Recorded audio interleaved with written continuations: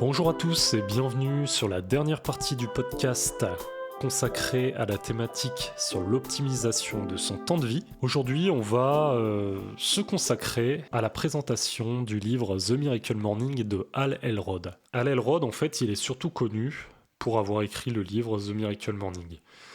Et j'ai l'impression que sa carrière tourne beaucoup autour de cet ouvrage, parce qu'en fait, à la suite de ça, il est devenu conférencier. Alors, je crois qu'il était déjà conférencier avant, mais maintenant, je pense que l'intégralité de ses conférences tourne autour de cette méthode de développement personnel. Hal Elrod, en fait, c'est un homme qui a, comme il l'explique au début de son livre, a subi un grave accident de voiture où il a failli d'ailleurs mourir. Les médecins lui ont dit qu'il ne marcherait plus, sa copine l'a quitté durant le temps de son hospitalisation, donc il avait de quoi broyer du noir, mais malgré tout ça, il s'est relevé, il a fini par rebondir. Il a connu une autre période de sa vie où il a été très endetté. Il explique d'ailleurs même que cette période où il était très endetté a été finalement pire que la période où il a fait un accident, parce que comme il explique, quand il a fait son accident, il était très entouré par sa famille, par ses amis. Les gens étaient très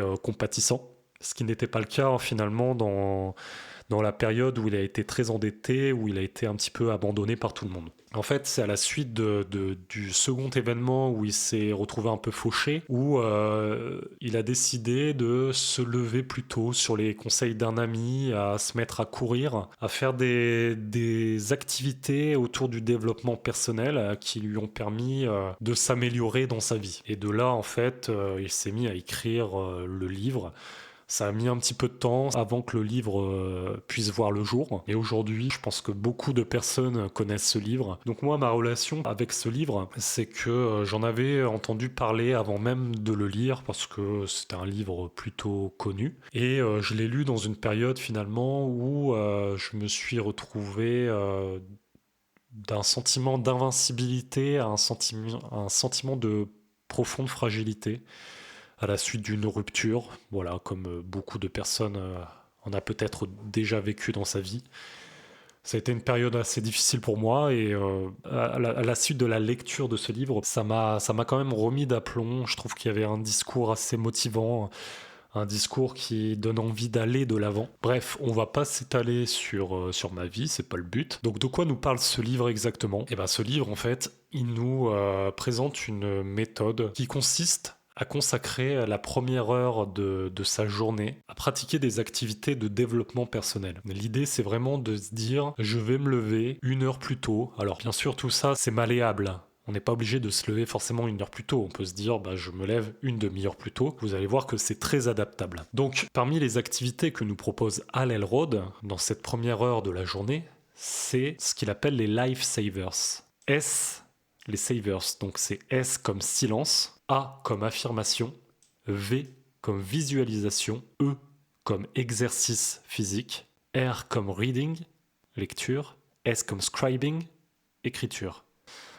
Donc on va commencer par la première activité qui est S comme silence. Donc le S comme silence, il parle de lui-même. C'est simplement commencer sa journée par faire par exemple 10 minutes de méditation. Commencer sa journée dans le silence et pas tout de suite prendre son smartphone et être tout de suite dans le bruit du monde. Donc, quand je pratique le Miracle Morning, c'est vrai que j'aime bien commencer le matin en me levant. J'ouvre mes volets, vous verrez qu'il y a une méthode pour se lever assez rapidement et pas subir son réveil juste après, j'en parlerai. Mais une fois que je suis sorti du lit, je me cale sur mon canapé et je me fais 10 minutes de méditation. Alors après... dans le silence, on peut faire autre chose, hein. On peut prier si on est croyant. Il y a d'autres possibilités, hein. Bien sûr, chacun s'adapte. On n'est pas forcément obligé de méditer. On peut simplement être sur son canapé à réfléchir ou à faire la deuxième activité que je vais citer là tout de suite, qui est A comme affirmation. Les affirmations, simplement, ça consiste à se répéter des phrases positives ou simplement se répéter ses objectifs en tête plusieurs fois pour bien les intégrer et puis pour ne pas les oublier. Parce que c'est vrai que des fois, on se pose parfois des objectifs et puis on n'y réfléchit plus pendant quelques jours et puis on se dit ah oui, c'est vrai que je m'étais fixé ça comme objectif. et est-ce que je pratique les bonnes choses pour arriver à terme de cet objectif. Alors que là, se les répéter tous les jours, ça permet de bien se le garder en tête. Après, pour le genre de phrases que vous pouvez vous répéter, voilà, je vous invite à noter phrases motivantes sur Google ou moi, par exemple, qu'est-ce que j'ai comme phrase? Les plus belles réussites commencent par des erreurs. Votre situation dépend de l'être que vous étiez, mais l'orientation que vous prenez dépend entièrement de l'individu que vous souhaitez devenir. Ensuite, j'ai aussi écrit des poèmes que j'aime beaucoup et qui sont très inspirants, et j'aime beaucoup les lire le matin, donc ça correspond à mes affirmations. Je vais vous en lire un que j'aime beaucoup qui s'appelle « Tu seras un homme, mon fils » de Rudyard Kipling. Si tu peux voir détruit l'ouvrage de ta vie et sans dire un seul mot te mettre à rebâtir, ou perdre en un seul coup le gain de 100 parties sans un geste et sans un soupir. Si tu peux être amant sans être fou d'amour, si tu peux être fort sans cesser d'être tendre, en te sentant haï sans haïr en retour, pourtant lutter et te défendre. Si tu peux supporter d'entendre tes paroles travesties par des gueux pour exciter des sots, et d'entendre mentir sur toi leur bouche folle sans mentir toi-même d'un mot. Si tu peux rester digne en étant populaire, si tu peux rester peuple en conseillant les rois, et si tu peux aimer tous tes amis en frères, sans qu'aucun d'eux ne soit tout pour toi. Si tu sais méditer, observer et connaître, sans jamais devenir sceptique ou destructeur, rêver sans laisser ton rêve être ton maître, penser sans n'être qu'un penseur. Si tu peux être dur sans jamais être en rage, si tu peux être brave et jamais imprudent, si tu sais être bon, si tu sais être sage, sans être moral ni pédant. Si tu peux rencontrer triomphe après défaite et recevoir ces deux menteurs d'un même front, si tu peux conserver ton courage et ta tête quand tous les autres les perdront, alors les rois, les dieux, la chance et la victoire seront à tout jamais tes esclaves soumis. Et ce qui vaut mieux que les rois et la gloire, tu seras un homme, mon fils. Donc ça, c'est vraiment le genre d'affirmation, le genre de poème qui m'inspire énormément. Donc j'aime bien le relire le matin. Ça fait partie de mes affirmations. Mais libre à vous de choisir d'autres poèmes ou même de répéter vos objectifs. Par exemple, les affirmations, ça peut simplement se dire j'ai décidé de faire un marathon, je dois le finir et je vais le finir. Et de se le répéter plusieurs fois pour bien l'intégrer. Ensuite, après affirmation, on a le V de visualisation. Alors comme pour les affirmations, au lieu de se répéter une phrase, là on va se visualiser simplement la personne que l'on souhaite être à l'avenir. Se le visualiser tellement fort qu'on va être motivé à se dire « il faut que je sois ce que je suis en train de voir ». Ou alors se visualiser un objectif, je l'ai beaucoup fait avant mon marathon à titre personnel. J'ai visualisé ma course, j'ai visualisé la ligne d'arrivée, j'ai visualisé les moments où j'allais en baver en fait. Et je me suis dit, il faut que je traverse ces différentes épreuves pour arriver au bout de mon objectif. Donc ça, je l'ai beaucoup fait, la visualisation. Alors je le fais pas forcément le matin, mais ça peut faire partie des activités que vous pouvez intégrer dans votre Miracle Morning. Je ne vais pas m'étaler plus que ça sur la visualisation, on va passer à la prochaine activité qui est le E comme exercice physique. Donc ça, c'est une activité que je pratique beaucoup en dehors du Miracle Morning, mais quand je le fais dans le Miracle Morning, c'est vrai que ça a tendance à m'aider à me réveiller, parce que quand je me mets à prendre mon tapis d'entraînement, que je le pose sur le sol de mon salon et que je me mets à faire des pompes, il n'y a rien de mieux pour se réveiller. Et une fois que je suis bien réveillé après cet exercice physique, je me dis que finalement, j'ai bien fait de me lever 1 heure plus tôt, parce que je n'avais pas forcément besoin d'1 heure de sommeil supplémentaire. Il suffit de mettre son corps en mouvement, finalement, pour simplement éveiller son corps, quoi. L'exercice physique, c'est quelque chose de très important pour la santé, pour le corps, pour le mental. Donc ça a tout à fait sa place, finalement, dans cette méthode de développement personnel. Je ne vais pas m'étaler plus dessus, ça parle de soi. Ensuite, on a le R comme reading, lecture. Donc là, éventuellement, on peut se mettre à lire des livres inspirants ou simplement lire un roman. Ça peut rentrer finalement dans la même case que le S comme silence, parce que finalement, quand on se met à lire le matin, on fait le choix de dire je vais prendre mon livre plutôt que mon téléphone, et puis je vais me mettre à lire, être un petit peu dans le silence. Parce qu'en fait, quand on est dans le silence, on rentre pas dans le bruit du monde. Tout tout de suite. Quand on est sur son smartphone, on est tout de suite agressé finalement par les notifications, par l'actualité, parce que finalement, quand on est sur son téléphone, qu'est-ce qu'on regarde? Alors soit on regarde les réseaux sociaux, soit, alors moi c'est YouTube.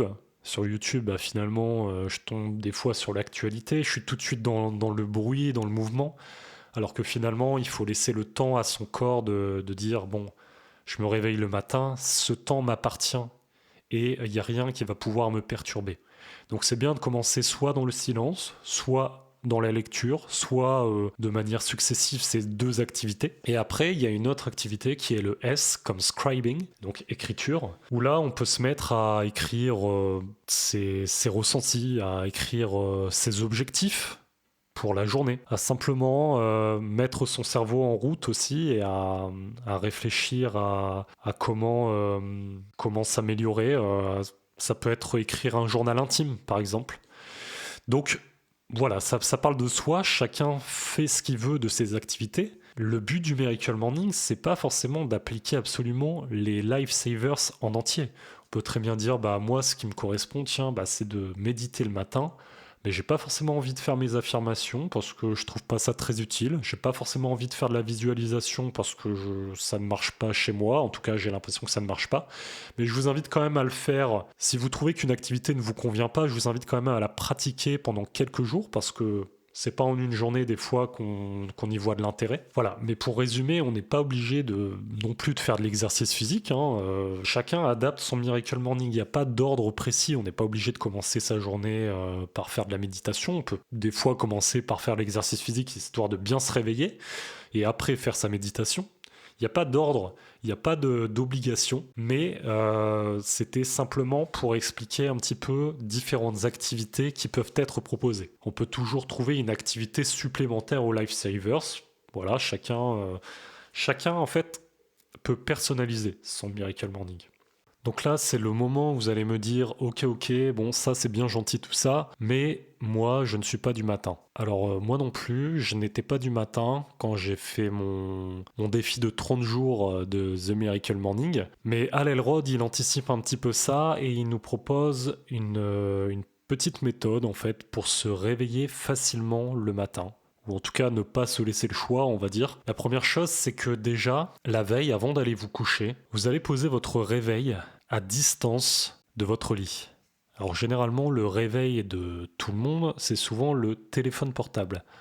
Alors, double utilité, normalement il ne faut pas s'endormir avec son téléphone portable pour les ondes, etc. C'est pas très bon pour le sommeil. Généralement, quand on a le portable en plus à disposition dans sa chambre, on a tendance à le consulter avant d'aller dormir et les lumières de l'écran empêchent l'endormissement. Donc il y a une double utilité à dire je vais mettre mon téléphone à distance. Donc moi ce que je fais, c'est que le soir, je mets mon téléphone dans le couloir à côté de la porte de ma chambre, ce qui fait que quand il sonne le matin pour le réveil, je suis obligé de sortir de mon lit pour aller l'éteindre. Donc déjà le fait de faire un mouvement, de se lever et de mettre son corps en mouvement pour aller éteindre son réveil le matin, ça permet de faire une première étape dans l'éveil du corps. La deuxième chose, c'est de mettre un grand verre d'eau à côté de votre téléphone. Comme ça, dès que vous éteignez votre réveil, vous buvez votre grand verre d'eau. Donc ça va déjà réhydrater votre corps qui n'aura pas bu pendant quasiment 7 à 8 heures de sommeil, selon le temps de sommeil qu'il vous est nécessaire. Normalement, c'est 7 à 8 heures pour les adultes. La troisième chose, c'est de se brosser les dents, parce que ça va rafraîchir la bouche et que du coup, ça va nous aider à atteindre une nouvelle étape dans l'éveil du corps. Et la dernière chose, c'est de faire un petit peu d'exercice physique, par exemple de faire quelques flexions sur place. Rien que ça va remettre le cœur en route et ça va nous réveiller davantage. Et je peux vous dire franchement que quand vous avez fait ça, alors moi c'est vrai que j'avais testé en faisant des séries de pompes. Par exemple, je faisais 2 séries de 10 pompes. Rien que ça, juste après avoir effectué toutes ces activités, je peux vous dire que vous êtes réveillé et que vous êtes bien content de vous être réveillé 1 heure plus tôt, alors qu'à la base, vous pensiez dans votre lit bien au chaud que vous aviez besoin de plus de sommeil. Voilà, donc ça c'est une des méthodes que propose Hal Elrod pour sortir de son lit le matin. Je pense qu'on a fait le tour de The Miracle Morning. Il y a d'autres messages qui sont délivrés dans le livre, mais je vais pas en parler parce que je voudrais pas que le podcast soit trop long et que c'est pas forcément nécessaire pour répondre à notre question de comment optimiser son temps de vie. Donc on va simplement passer à une conclusion générale sur l'ensemble des 3 podcasts qu'on a consacrés à cette thématique. Donc si on revient sur le livre de Gerald Bronner, on se rend compte qu'on n'a jamais eu autant de temps libre à disposition, mais aussi autant de moyens de le gâcher. Donc la première chose qu'on doit faire, c'est déjà prendre conscience de notre quotidien, analyser nos activités actuelles et se demander s'il n'y a pas certaines activités qui nous prend un temps précieux qu'on pourrait consacrer à autre chose. Donc ce qu'on a vu dans le premier livre, c'est que on perd énormément de temps sur les écrans, ce qui ne veut pas forcément dire qu'il faut arrêter de regarder des séries, arrêter de jouer aux jeux vidéo, arrêter de regarder YouTube. Simplement, il faut garder le contrôle. C'est très important d'avoir le contrôle, de se consacrer peut-être des parcelles de temps à se dire ah bah là de telle heure à telle heure je me consacre 1 heure à me dire je vais jouer à tel jeu, je vais regarder telle série. Mais ce qu'il faut se souvenir, c'est qu'on a tous des objectifs et des rêves et que des fois on a tendance à les oublier. Et je pense que le rêve d'un être humain, c'est pas de finir le catalogue Netflix, par exemple. Et pourtant, c'est ce que certains font. Enfin, peut-être pas finir tout le catalogue Netflix, ça prendrait énormément de temps. Mais je connais énormément de personnes, mais je ne blâme pas ces personnes. C'est simplement que je pense qu'elles se rendent pas compte à quel point elles sont dans un cercle vicieux. C'est-à-dire que le catalogue Netflix, qui est sans cesse renouvelé, est fait justement pour qu'on soit entraîné dans cette spirale infernale de dire ah bah il y a une nouvelle série qu'il faut absolument que je regarde après celle-là et il faut que j'enchaîne. Là je suis déjà sur 2 séries différentes. Je connais des personnes vraiment qui regardent des fois 4 séries en même temps. Et juste après le travail, les seules choses qu'elles font, c'est se mettre dans le canapé et puis regarder des séries, quoi. Je trouve ça effrayant à titre personnel, mais chacun fait ce qu'il veut. Mais j'ai l'impression que le temps leur échappe, en fait. C'est bien de regarder une série. Moi, ce que j'ai fait il y a pas très longtemps, j'ai re-regardé Lost en VO, comme ça m'a fait travailler mon anglais. Mais j'ai pas eu l'impression que le temps m'échappait. Parce que j'avais prévu de finir cette série et de pas en recommencer une autre avant qu'il y en ait une vraiment qui m'intéresse. Donc du coup, j'ai gardé le contrôle, c'est-à-dire que je regardais un épisode de temps en temps, ça me faisait travailler mon anglais, et puis après, je faisais mes autres activités derrière. J'étais pas happé, en fait, par l'envie de regarder une autre série. Il y a ça, il y a aussi les réseaux sociaux. Les réseaux sociaux, bon, moi, j'ai supprimé Facebook, enfin, je l'ai toujours, mais j'y vais plus. Donc déjà ça me prend plus du temps inutile. En sachant qu'on rappelle cette étude qui prouve qu'on est 40% plus malheureux après visionnage des réseaux sociaux qu'avant. Donc où est le bénéfice ? Il y a un point qui est très important que j'essaye d'appliquer aussi, c'est l'organisation. Si on n'est pas organisé, si on ne sait pas ce qu'on va faire de sa journée, on va perdre énormément de temps. C'est-à-dire que ça va être que du freestyle. Et le freestyle, ça ne peut pas marcher sur le long terme. Il faut qu'on prenne conscience de la quantité de temps qu'on a à disposition. Et la grosse conclusion, franchement, c'est que à la suite de la lecture de ces différents livres, et notamment le livre de Gerald Bronner, je me suis rendu compte à quel point le temps était quelque chose de précieux. Et je pense que c'est une phrase bateau, c'est une phrase banale, mais en même temps, c'est ce qui résume le mieux ce qu'on a évoqué sur les 3 derniers podcasts. Le temps est précieux et on ne devrait pas le gâcher. On devrait garder le contrôle dessus. Et je pense qu'on n'a pas envie plus tard, quand on sera un peu plus vieux, de se dire qu'est-ce que j'ai fait de mon temps ? Pourquoi j'ai fait ça ? Pourquoi j'ai gâché mon temps dans ces activités qui finalement ne m'ont pas fait grandir humainement ? Si j'avais consacré ce temps à faire toutes ces choses qui me tenaient à cœur, au lieu de le gâcher derrière mes écrans, j'en serais peut-être plus grandi aujourd'hui. Voilà, moi j'essaye de me visualiser plus tard en fait. Donc là pour le coup, Je reprends le principe de la visualisation du livre The Miracle Morning. J'essaye de me visualiser plus tard en train de me dire j'ai bien fait de consacrer mon temps à mes rêves plutôt qu'à me laisser aller parce qu'il y a certains jours où on est un peu fatigué, ce qui peut être normal bien sûr. Hein. Et je dis pas qu'on peut pas avoir une certaine période où on a un petit coup de mou, mais l'important c'est que cette période où on a un petit coup de mou, on se la programme, on se dit bon là je me laisse 2 jours tranquille, mais à partir de lundi je reprends mes activités normalement avec la discipline que je me suis imposée. On va s'arrêter là pour cette trilogie de podcasts consacrée à l'optimisation du temps de vie. Je vous remercie beaucoup de m'avoir écouté, j'espère vous retrouver pour les prochains podcasts. Je vais essayer de m'améliorer encore. Peut-être que ça sera plus structuré, moins en freestyle. Enfin, disons que c'est pas vraiment en freestyle là. J'avais pris des notes, comme d'habitude. Mais peut-être que je ferai ça plus sous forme de voix off, vraiment très scriptée à l'avenir, avec des formats beaucoup plus courts et donc plus écoutables pour les personnes qui souhaitent suivre mon travail. Je vous dis à la prochaine. Ciao.